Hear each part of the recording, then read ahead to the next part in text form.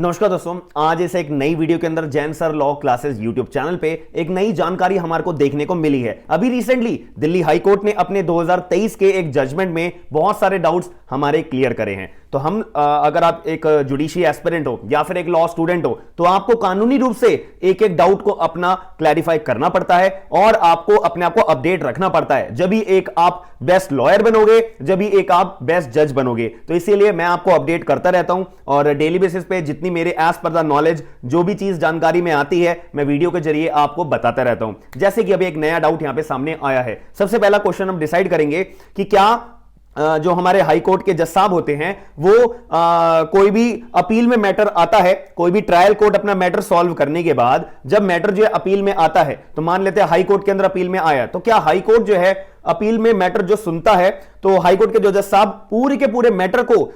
Dismiss करने के बाद, मतलब पूरे के पूरे ट्रायल को डिसमिस करने के बाद ट्रायल कोर्ट को ऑर्डर कर सकते हैं कि भैया ट्रायल कोर्ट के मैजिस्ट्रेट और एनी जज आपको जो है ट्रायल अपना दोबारा कंडक्ट करना पड़ेगा, बिल्कुल फ्रेश ट्रायल कंडक्ट करना पड़ेगा। तो यहां पे ये क्वेश्चन हम डिसाइड करेंगे जो अभी रिसेंटली दिल्ली हाई कोर्ट ने 2023 के जजमेंट में क्लैरिफाई करा है। दूसरा क्वेश्चन यहां पे सामने आता है, फॉर एग्जांपल के तौर पे यहां पे एक पेटिशनर है और एक एक्यूज पर्सन है। मान लेते हैं पेटिशनर के लिए तो भैया सरकारी वकील आया हुआ है, सरकारी वकील जो है पूरा कवरा केस प्रोसिक्यूट कर रहा है। यही बात अगर एक्यूज की आती है, क्या एक्यूज अगर मान लेते गरीब है, एक्यूज के पास इतने पैसे नहीं है कि भाई मैं कोई लॉयर को अपॉइंट करके अपना केस को आगे प्रोसिक्यूट करा सकूं, तो जब भी ट्रायल अगर चल रहा है तो क्या यहां पे ट्रायल कोर्ट की जिम्मेदारी होती है कि भाई अगर either party as a petitioner point of view, as a accused point of view, अगर किसी पार्टी के पास अपना कोई वकील हायर करने के पैसे नहीं है तो क्या यहां पे ट्रायल कोर्ट की जिम्मेदारी है कि पहले उस पार्टी को जो है वकील दिलवाया जाए, स्टेट के खर्चों पे जो इतनी सारी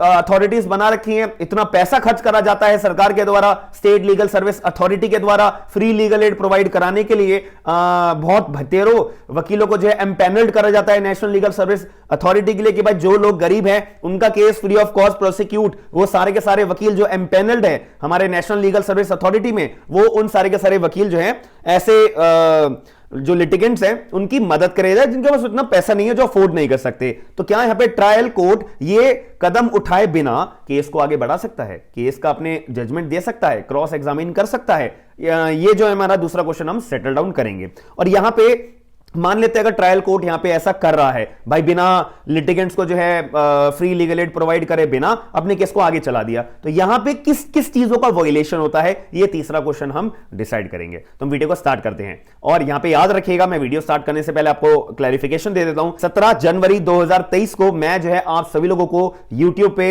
बिल्कुल फ्री ऑफ कॉस्ट आपको जो है डोमेस्टिक वायलेंस एक्ट 2005 यानी कि जिसका नाम है protection of women from domestic violence act 2005, ये मैं आपको पढ़ाऊंगा। आपका राजस्थान जुडिशरी का एग्जाम है, आपका दिल्ली जुडिशरी का भी आया ही नहीं है नोटिफिकेशन, बट ये मेरी पर्सनल इंट्यूशन है कि दिल्ली का जब एग्जाम आता है ना वो एकदम आता है, बिना बताए आता है, तो इसलिए हमें प्रिपेयर पहले करके रखना है। तो ये स्पेसिफिकली अभी दो मेन स्टेट्स में दिमाग में रख के चल रहा हूं जहां पे हमारा protection of women from domestic violence act 2005 पूछा जाता है और ये एज अ प्रैक्टिस के पॉइंट ऑफ व्यू से भी हमें बहुत जरूरी है समझना, अधिकारों को बताना। तो ये मैं आपको फ्री ऑफ कॉस्ट पढ़ाऊंगा, तो आप लोग ये मेरे यूट्यूब चैनल पे ही ये क्लासेस को देख सकेंगे। तो वीडियो को स्टार्ट करते हैं। सबसे पहला क्वेश्चन यहां पे आता है कि क्या हाई कोर्ट के जज साहब जो है यहाँ पे नीचे ट्रायल कोर्ट को ऑर्डर कर सकते हैं कि भाई जो तुमने ट्रायल चलाया है उसको हम पूरा कैंसिल करते हैं, उसको पहले पूरा डिसमिस करते हैं, हम तुम्हें ऑर्डर कर रहे हैं कि तुम्हारे को पूरा का पूरा अपना ट्रायल जो है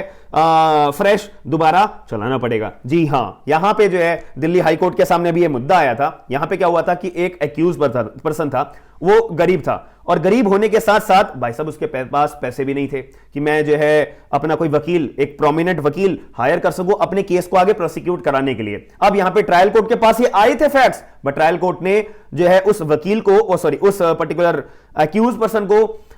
डिफेंड करने के लिए कोई भी वकील नहीं प्रोवाइड कराया, कोई भी तरह का फ्री लीगल एड प्रोसेस में नहीं लिया। यही बात अपील में गई, यही बात अपील में एक्यूज पर्सन ने हाई कोर्ट के जज साहब को बताई कि देखिए जज साहब, भाई साहब मेरा तो क्रॉस एग्जामिन भी हो गया, मेरे का तो सब कुछ कार्रवाई भी हो गई, मेरे को तो कोई डिफेंड करने का मौका ही नहीं मिला, मेरे को तो किसी ने सुना भी नहीं है। तो मेरे खिलाफ यहां पे एफआईआर दर्ज कर दिया। देखिए एफआईआर दर्ज जो है 399 of Indian penal code, making preparation for the committing of dacoity, section number 402 के आईपीसी की धारा लगाई गई मेरे ऊपर, punishment for belonging to the gangs of dacoits. और यहां पे जो है मेरे पे तीसरी धारा लगाई गई section number 25 of arms act 1959 2009 के अंदर। ये जब से केस चलता आ रहा है साहब, अब देखिए मैं तो गरीब हूं भाई, मेरे को तो फ्री लीगल एड प्रोवाइड करानी चाहिए थी। पहले मेरे को जो एक फ्री लीगल एड के लिए एक एमिकस क्यूरिया जी को जो है अपॉइंट करा गया था, बट जब उन मेरी हेयरिंग लगती थी भाई वो आते ही नहीं थे, वो एब्सेंट होते थे। जब भी मेरी जो है यहां पे क्रॉस एग्जामिनेशन होना होता था वो एब्सेंट होते थे, वो आते ही नहीं थे। यानी कि सारी की सारी कार्रवाई जो है बिना वकील को प्रेजेंट करते हुए, बिना मेरे को डिफेंस मिलते हुए करवाई गई है। तो वैसे केस में हाई कोर्ट ने अपना ये कोग्निजेंस लिया और हाई कोर्ट के जज साहब जो थी हमारे ऑनरेबल, यहाँ पे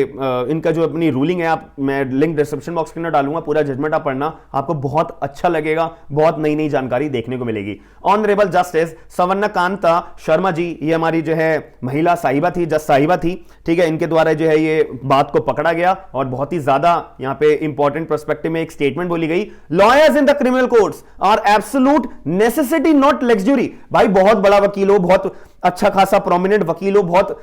नॉलेजेबल वकील हो, भाई लग्जरी की जरूरत नहीं है, एटलीस्ट वकील होना चाहिए क्रिमिनल कोर्ट्स के अंदर, ये जरूरी है। तो यहां पे ये रूलिंग जो है ऑनरेबल हमारी जस्टिस साहिबा के द्वारा प्रेजेंट करी गई है। और यहां पे जो है हाई कोर्ट के जो जज साहिबा थी उन्होंने ट्रायल कोर्ट को ऑर्डर कर दिया कि भाई आपका जो द्वारा ट्रायल कंडक्ट करा गया है ट्रायल कोर्ट, ये हम डिसमिस करते हैं और आपको नया ट्रायल, फ्रेश ट्रायल चलाना पड़ेगा। पहली बात। दूसरा क्वेश्चन हमारे यहां पे सामने आता है कि अगर किसी पेटिशनर को, मतलब आइदर पार्टी को, वो पेटिशनर हो सकता है, वो एक्यूज हो सकता है, उसको जो है फ्री लीगल एड प्रोवाइड नहीं होती है, तो यहां पे किस किस चीजों का वायलेशन यहां पे देखने को मिलता है। तो सबसे पहली बात ऑब्वियसली आपको पता होगा, फ्री लीगल एड हमारा क्या है, एक फंडामेंटल राइट है या नहीं है? फ्री लीगल एड हमारा एक फंडामेंटल राइट है या नहीं है? बिल्कुल है। तो यहां पे सबसे पहली बात, फंडामेंटल राइट का किसी व्यक्ति का वायलेट करा जा रहा है इनफैक्ट कोर्ट्स के द्वारा, पहली बात। दूसरी बात, as per section number 304 of the code of criminal procedure 1973 के अंदर यहां पे स्पेसिफिकली मेंशन करा हुआ है कि अगर कोई भी व्यक्ति के पास इतना पैसा नहीं है, इतना अफोर्ड नहीं कर सकता कोई भी अपने डिफेंस के लिए कोई भी लॉयर को, तो यहां पे फ्री लीगल एड प्रोवाइड कराना उस व्यक्ति को मैंडेटरी है, तो याद रखना। तो यहां पे एक दूसरी बात भी हमारे सामने आती है कि as per section number 304 of the CrPC का भी वायलेशन होता है कि अगर कोई भी व्यक्ति के ऊपर जो है यहां पे आप फ्री लीगल एड प्रोवाइड नहीं कराते, तो इतने बड़े बड़े प्रोविजंस का वायलेशन कर रहे हो। तो इस केस के अंदर यहां पे हाई कोर्ट ने भी उस व्यक्ति को जिसके ऊपर इतनी सारी एफआईआर दर्ज हुई थी, जिसको फ्री लीगल एड प्रोवाइड नहीं हुई थी, तो ऑनरेबल हमारे जो दिल्ली हाई कोर्ट की जज साहिबा थी, इनके द्वारा जो है मेन को, जो जिस व्यक्ति के ऊपर चार्जेस लगे होते वो सब नल एंड वॉइड डिक्लेयर करते हुए उस व्यक्ति को बेल दे दी और उस व्यक्ति को बाइज्जत बरी कर दिया, एक्विट कर दिया, याद रखिएगा। तो मैं आशा करता हूं कि आपको मैंने जो ये बात बताई है, और इस केस का नाम आप समझ लीजिए, वैसे केस का नाम बहुत छोटा है, Sunil versus state 2023 Delhi high court का यहां पे